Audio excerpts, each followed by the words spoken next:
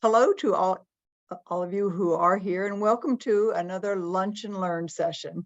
This is an offering from the Peninsula Home-Based Business Network, which is an organization funded and run by a consortium of our localities, including Poquoson, York County, Williamsburg, James City County, Gloucester, Hampton, and Newport News.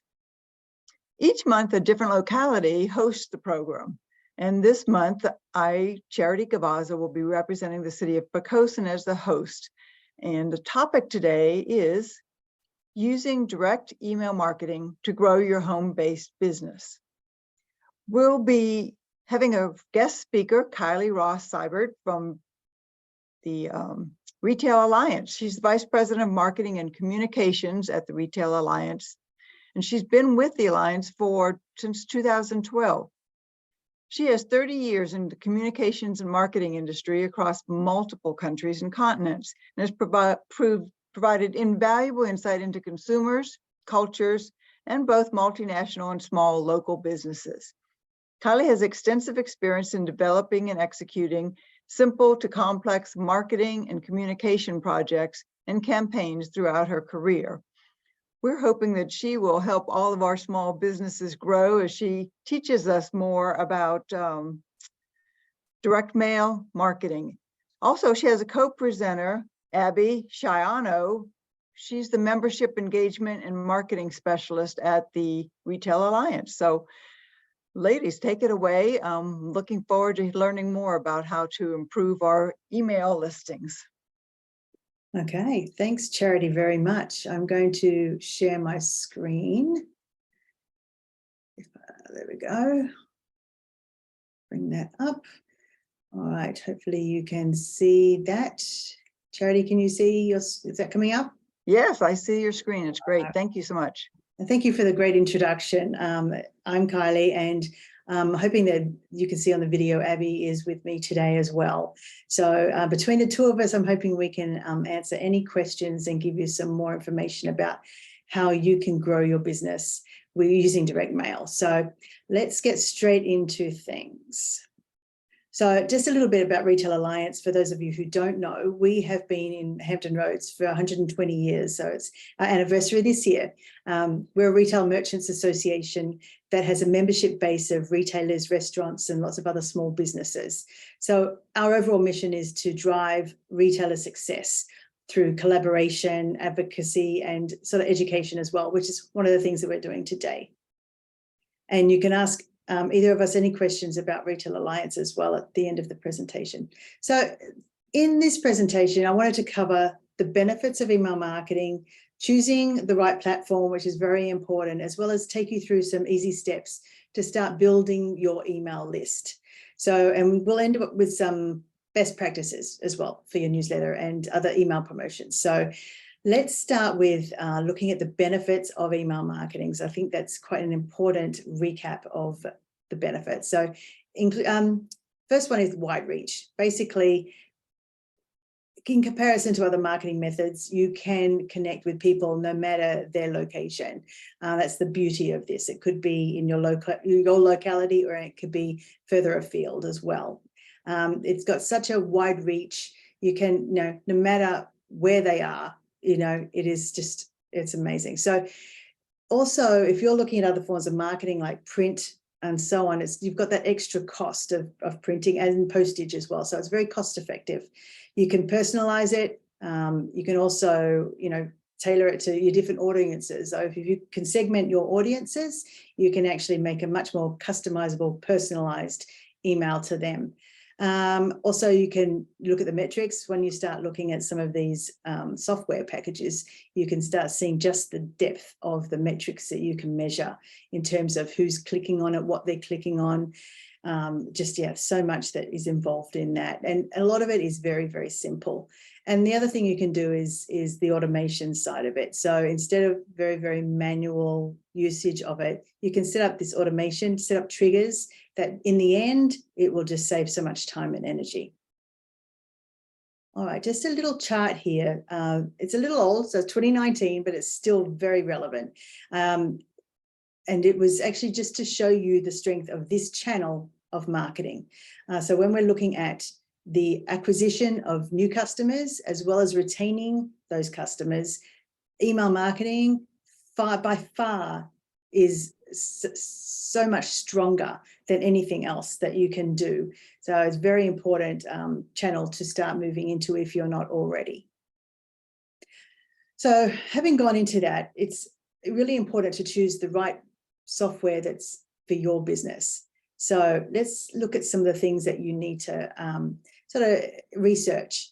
And one of those is the features and functionality. So look at your platform, each platform, and the features that they offer, such as contact management, the design of the templates, automation, as I mentioned, segmentation, so being able to segment your audiences, personalization, analytics, and A/B testing capabilities. And that means that you can actually do change slightly elements of your emails to be able to test the performance of those.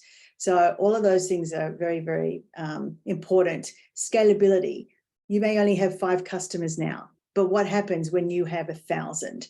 Some software will charge you based on how many email addresses you have. So make sure that scalability, that you're considering that for your current and future marketing needs. So make sure that that growing subscriber base is really going to fulfill your requirements in the future.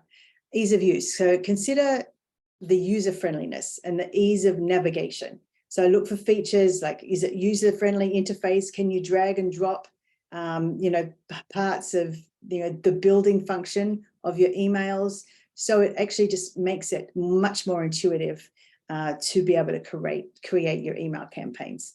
And pricing and plans. So as I said before, in terms of scalability, make sure you're comparing the plans offered by multiple platforms. There is quite a few out there. So look at the amount of subscribers you have, how much volume of the emails you have, what the additional features that they offer. Maybe, if they've got some sort of special going on, maybe it's just for the first year. Make sure that, you don't have it's only going to cost this much now, but it balloons in the second year. So things like that, make sure you're looking at those plans. And also research their reputation, read their reviews, look at their ratings, check out the testimonials, ask your friends and family, other business owners. So, industry experts and peers that have had experience using these platforms is important as well. So I saw there was something in the chat. What was that? Anything I need to address? Oh, that's just saying, and please, feel free to ask any questions as we go through this. So when we talk about platforms, there is multiple platforms out there. I just wanted to pass over to my colleague, Abby, because I know these are 2 that we've used, and this is just personal experience, just as things that we considered when we were choosing platforms, and having used both of these now, maybe just things that maybe you might like to take into account too. So Abby, do you want to take over for a moment? Yes, but I feel like it's important to point out that I felt like I had a little bit of frustration with Constant Contact, and it's could totally have been like a user error, and that's why I chose to move over to MailChimp. But I just found, for me personally, I don't know if it was my old computer at the time or what, but Constant Contact was giving me struggles, and so that's why I chose MailChimp. But I think that's also important to remember, if something's not working for you and you're fighting it and it's taking up more of your time, then do not be afraid to switch over, because it has now saved us plenty more time and we're not constantly fighting it. But that aside, personal biases aside, Constant Contact is really good for just the simple list management. If you don't have all these segments of your different audiences, I think it works a lot better.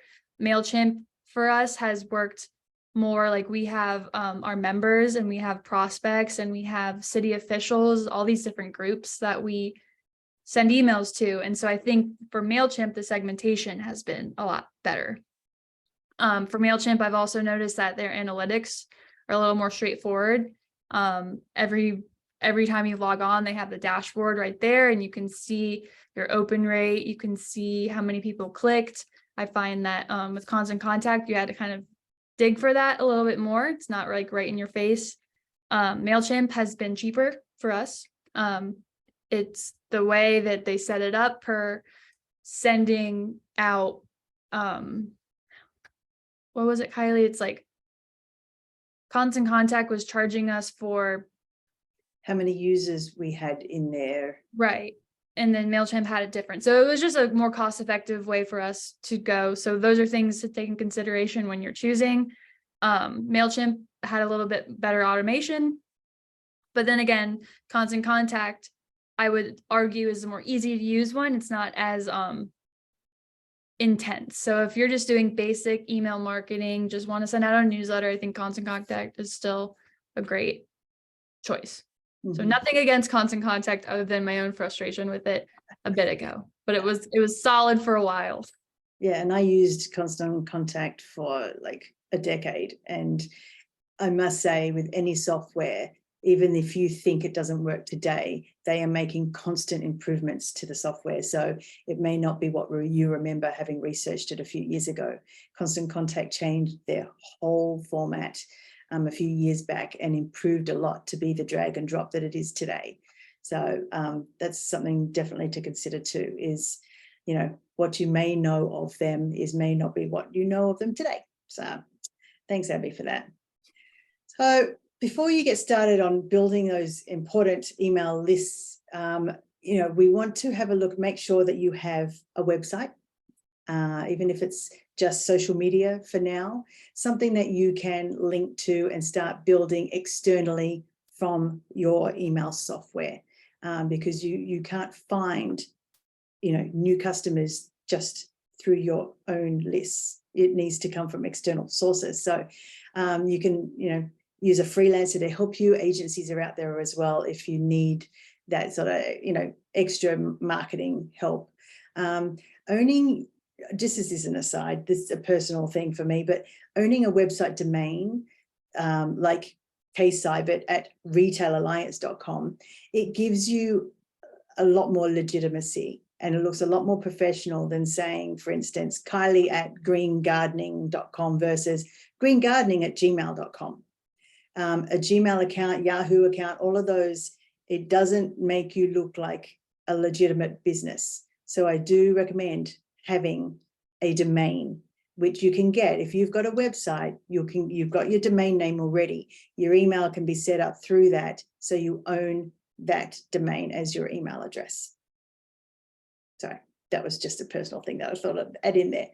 So let's look at some steps on how to create that important email list. So first of all, let's define your audience. And that means like conducting market research your industry, your competitors, your target market, look at your demographics, the behaviors, the preferences, and the needs of those potential customers. So economic development their websites have a great, you know, resource of information. You can also look at, you know, online, in-person social groups. You know, if you've on Facebook, search some, you know, key areas that, you know, the groups pop up and ask to join them.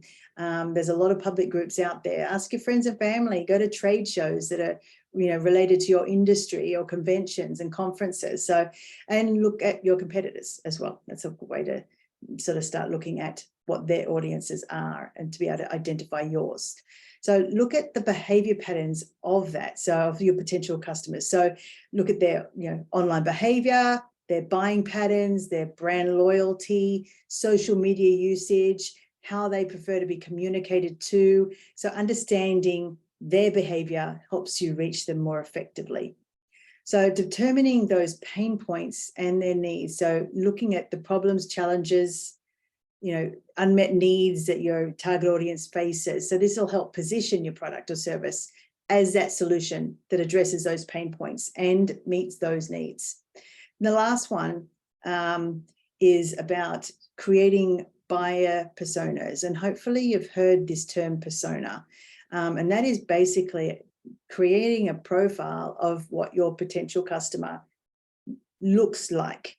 And that could be demographics, interests, their motivations, challenges. You want to be able to humanize that target audience, which will then help you guide your marketing efforts.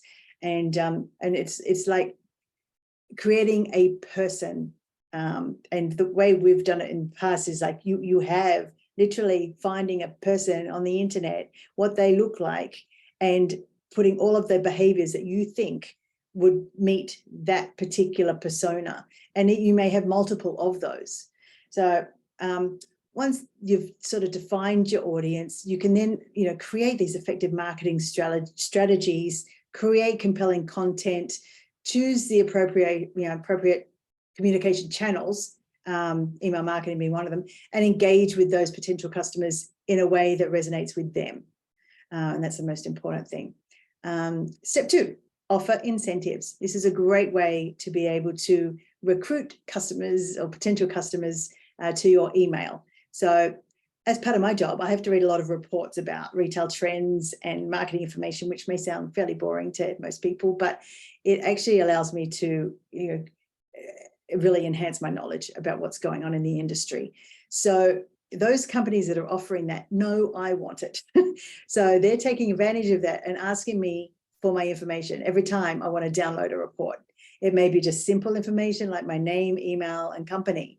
But now once they've got it, they then say, well, once you've provided that information, you are willing to, give permission for them to then market to you. So because I want that report, I am willing to part with minimal contact information. But what you got to be careful is that you don't ask for too much. So, I'm sure what you're offering is much more exciting than a report, but it should always be aimed at what your customers want. So that's step 2. To be able to get there, you want to create a sign-up form, which you can do through your email marketing platforms. They have templates you can create that are already there that basically add to your website, add to your social pages. You can have a pop-up form builder that also exists that is through your email marketing platform. It's simple to create a pop-up form. It basically prompts people to subscribe to your newsletter or your communications. You can choose where that pop-up appears. It can appear immediately when someone opens up your website, or after a certain amount of time, or when they scroll to a certain part of your page, or even when you're trying to exit that page. And you've probably come across this already in other people's marketing. So make sure, though, as I said before, you only ask for minimal information, because, and I hate to say this, people are inherently lazy and hate to give out personal information, but they're also a little bit scared of giving away too much information with everything that's going on in the world right now. So let's look at leveraging social media. As I said, not everyone has got a website, but even if you do, social media is a great way to be able to build your list. So once you've got your sign up completed, make sure you put that on your social media. You want to create a benefit for them once they do it, whether they are pretty much offering something in return. So that goes back to the incentives on step 2. So leverage those social media platforms, link it to your sign up in your posts, in your bio, anywhere that you think, you pin it to your, Facebook or in your bio on Instagram. And even if you have a few extra funds, use them just to do a digital ad that then targets beyond your current audience. So then you can start building to your target, and you can, the whole social media advertising is a whole different subject. But if you want to delve into that, you can, definitely ask us, or we can, tell some people, that you can talk to. All right. And then, as I said, one of the other things is to join communities. So I know this is an overused phrase, but it's still accurate. Meeting your audience or customers where they are. And that means they're not going to come to you. You've got to go to them. So the easiest way as a home-based business is digitally. So as I said before, join online communities, forums, social media groups that may include your potential customers, but be careful how you communicate. They're not places that you want to directly advertise your business. You need to be able to engage in conversation, be able to softly promote your business versus directly selling it. And where appropriate, you can include a link to your own social media or website, not to directly, sign up for our newsletter. It's more about, if you're interested in this.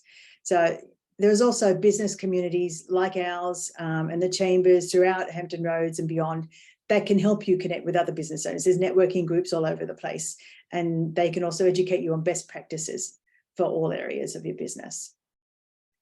Which takes me to some best practices for newsletters and promotions. And if anyone's got any questions before I move into this, just sort of raise your hand or post a question at all. But if not, I shall move into this.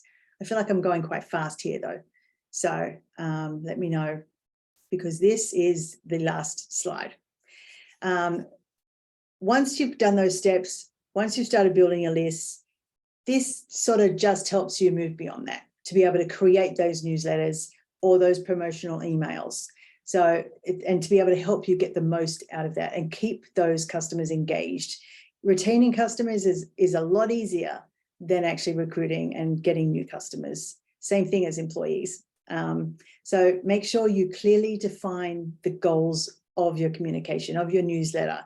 Is it to provide updates? Is it to promote your products and services? Is it just to educate? Is it to build a relationship? Make sure you align your content and your strategies according to your goals. So branding is another one. If you have a consistent brand across any of your communications, it is really, really important to maintain that, because it will strengthen your brand identity and recollection from your customers. So use your logo, your brand colors, your fonts, use and make, have some sort of guide that you have for yourself, that you've written down those things so you consistently be able to use it across all of your channels of communication to make it a cohesive and recognizable visual experience. The other thing is subject lines. Within your emails, they're also incredibly important. And even in some email software, it will tell you the strength of your subject line. Abby, do you know a little bit more about that part? So on MailChimp, you're talking about subject lines. Yeah. MailChimp specifically really guides you that way, where I will write a subject line and it might be too long, and MailChimp will they won't let you not send it, but they'll flag it and say, hey, maybe consider shortening it to 9 words or less, or they'll even suggest use an emoji.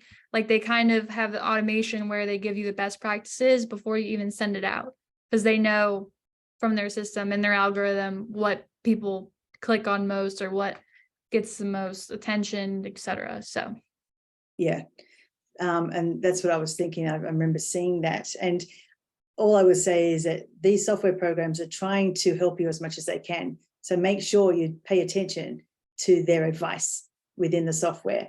Change up your subject line, just see what they rate it or rank it like, what they think that your open rate might be, that sort of thing. So that is important too, subject line, because that's the first thing that people will see in their inbox is that. And if it's not appealing, they're not even going to bother opening it. Again, visual appeal, we're talking about branding. Well, beyond that, also look at the type of images that you want to put in there. Is it going to be something that you use the same? Is it all photographs or is it all illustrations? What sort of graphics are you going to use? Video? And I must say video is very appealing. It's got a lot more engagement generally through communication, whether that's working in an email. I could not tell you that for sure, because you cannot, at this moment, I think, Abby, you cannot embed videos into your email. It would have to link off somewhere else. no, unfortunately, you have to just link off, maybe just do a little preview of it with a picture, a screenshot of it, but the video won't play yet. I don't know what they're waiting for. Yeah, well, with AI and everything else, you'd think that they'd be able to put a video within the email, but not yet.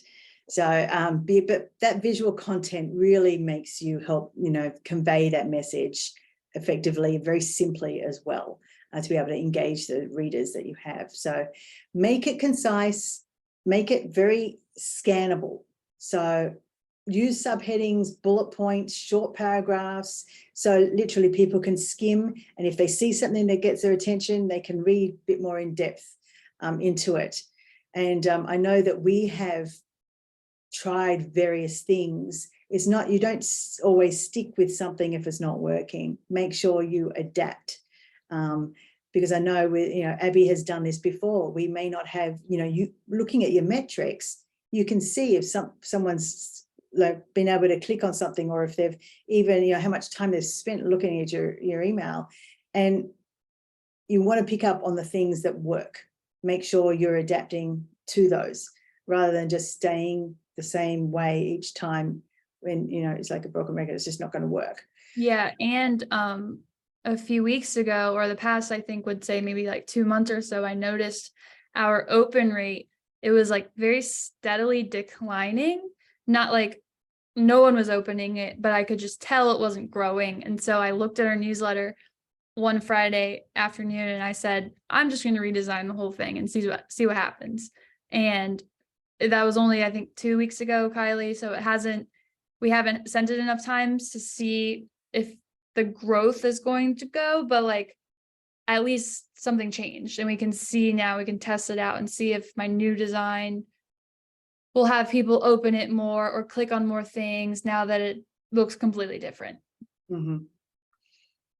Yes. So, as I said, it's a constant revision and, adapting as well. So, what was the next one? Was it relevant and valuable content? So, don't just send something for the sake of sending it. Really make sure that it is of value to your readers, that they will want to open it. It needs to be relevant to them. It needs to address some of those pain points I mentioned earlier, or their interests, offer tips, insights, updates, exclusive offers, and discounts that might benefit them. Make sure you have a regular schedule as well. But as I said before, don't just send something for the sake of it. So if you have a regular, schedule, to maintain engagement is important, but make sure you're providing value to them. So, but you want to keep your brand top of mind. So that consistency does help build trust and anticipation as well. So just make it valuable. And that the last one here is the call to action.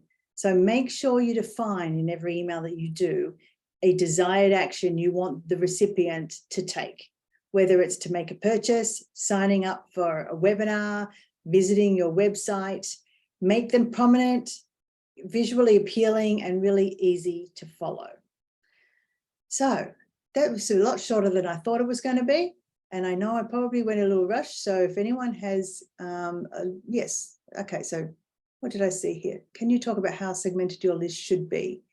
Should you keep one big list that encompasses all your contacts, or should you really try to break that down into subgroups for more targeted communications? Abby, I think you've got this one. Well, so pretty much our two main groups right now are our prospects and our members. So we've got a bunch of emails of people who aren't members yet, and we want to target them in different ways and send them different information than we would our members. Maybe something that's like teases something a little more than saying like, sign up for this event. We're saying if you're a member, you could sign up for this event at this price, something like that. We also have a new free membership level where we didn't obviously send it to our current members because they're current members, but we did segment our list and send it to all of our prospects. And that actually included people who were once members and then they've dropped and then they re-signed up as a free membership. So it's a different way to communicate with them. Yep. Also, you can create on the actual software itself. I remember in Constant Contact, you can create different groups, and whether you have the sign up through your website or you sign up through your social media, you can actually get, once they've signed up, they can be added to different groups. So you can segment in that way as well. So okay, they signed up through the website, so we're going to offer them different things to the people who signed up, through social media. So it does allow you to do that. The way our software works, it's attached to our association management software through our membership. So it's a little different. But if you were, a home-based business and you're, got these channels that you're trying to engage your customers with, you can definitely group them in that way. You can even manually, if you've asked a question about, a little bit more demographic information rather than just the simple, name and email address, and you find out a little bit more information, you can also segment that yourself into different groups, which can be important when you're trying to customize and personalize. And I'm talking about that A/B testing, which is looking at, what's going to work for these segments that you've made. So does that sort of answer that question? Oh, Charity's asking, okay, how often should messages and newsletters be sent? Yeah, yeah, good point. Some retail establishments send daily texts, which are irritating, but what is a good schedule? I think with us, especially, you sort of start to realize and you take note of the people who unsubscribe. And how many times do you get a daily email from retailers that you just go, oh my gosh, this is too much. I need to just either unsubscribe or just delete them. Take note of that. Take note of what your competitors, what other retailers are doing. And if it's not working for you, that is probably not going to work for your customers either. So I would definitely say, definitely not daily.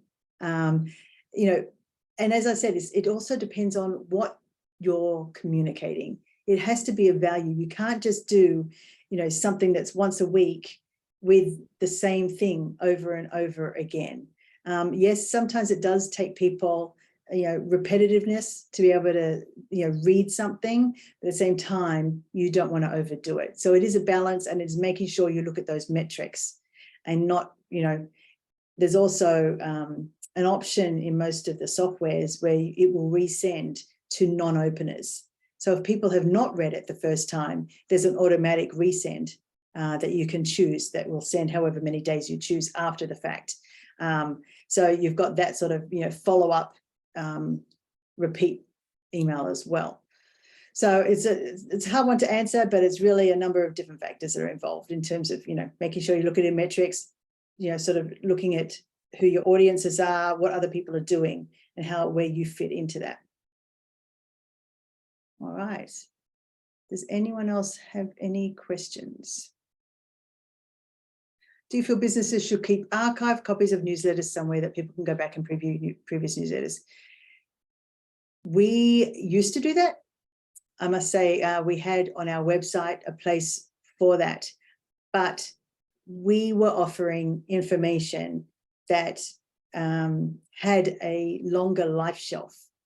If you're doing a communication or an email that is offering a special or a discount that's got a very short time frame, you may not want to save those newsletters, on your website. But social is a different thing because it is a timely, feed that you get. It will be bumped down the list. So that's one place that you can, once you've sent out your email, you can actually put a link to the newsletter in your social feed as well to be able to sort of cross promote. And therefore, they'll see it that way, link over to like an HTML version of the newsletter that sits on a web page and be able to hopefully then sign up that way if they have not already, or they'll at least get to read it through your social. So, Abby, is there anything you want to add to that? No, that was good. Okay. All right. I know it's only 12:35, so I feel like it's gone a little bit quick.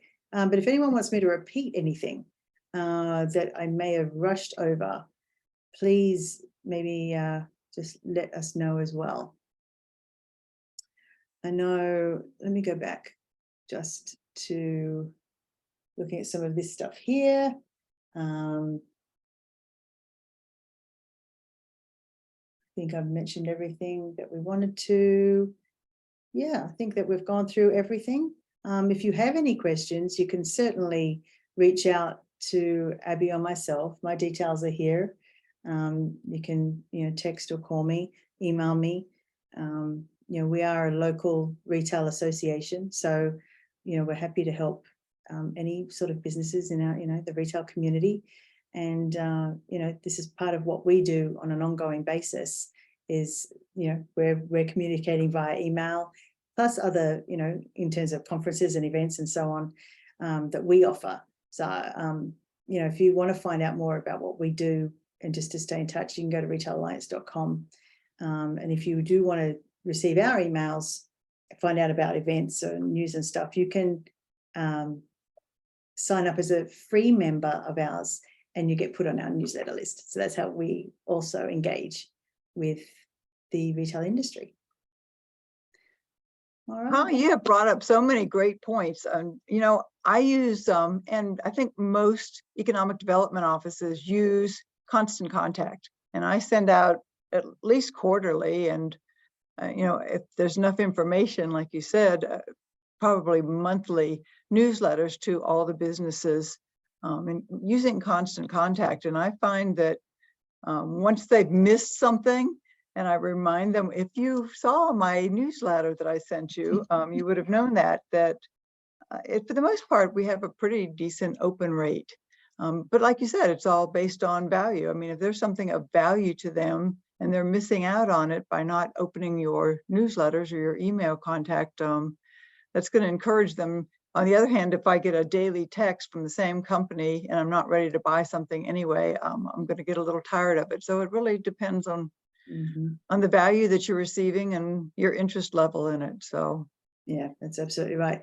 And also the other thing too is sometimes even the formatting of your newsletters and your communications makes a difference too. Like if you design it so it looks like a sales piece or a newsletter versus just using that platform to write a simple personalized email. So it's just got dear, and you've put the field in of the first name, and you put your text in there.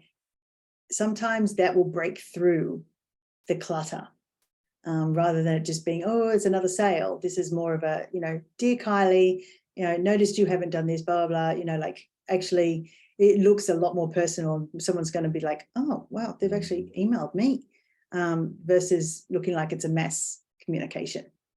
So that's something else to think about too. and that's probably a little more in depth. That gets into the segmented marketing. I mean, if you only segment to send to, and I don't know the limits of doing that with these platforms, but you segment the people who have not responded or clicked on anything in the past 2 months or something, and just send it to them to try and encourage them to give you some sort of reaction. Right. Yeah, but I picked up some new information. I enjoyed the presentation. It might have been concise, but you covered a lot of territory here, so we're very appreciative of that. And I hope everyone else on the session and anyone that clicks on it, by the way, you can do that. You can refresh and look at it again or share it with other people on the YouTube channel for the Peninsula Home-Based Business Network. We do try at this point in time to put all these recordings online so that you can go back and look at it again, which is often very useful in case you know, a phone call happened and you missed something. So and this is something too, like we're going to probably take this information and share it through our own communication to our members as well, because we think, you know, this is important, you know, knowledge for any retailer to have. So I think definitely we'll be sharing some of it out through our own channels and our newsletter as well. So the other thing too, which what you said is very true in terms of segmenting, is looking at who's opening it, who isn't opening it, even through the buying process, looking at someone who has signed up but they haven't purchased anything. So looking at, you know, where do you sell your product, and looking at that data to be able to compare to your email lists and how they're getting there, that journey from the communication to the sale, being able to know that, and then being able to say, okay, that person didn't purchase, but they opened my email. What do I need to do to get them to convert? So it's sort of thinking along those lines too, of it's not just email marketing. There's other things that you need to look at as well to tie in with that data. take it to the next level.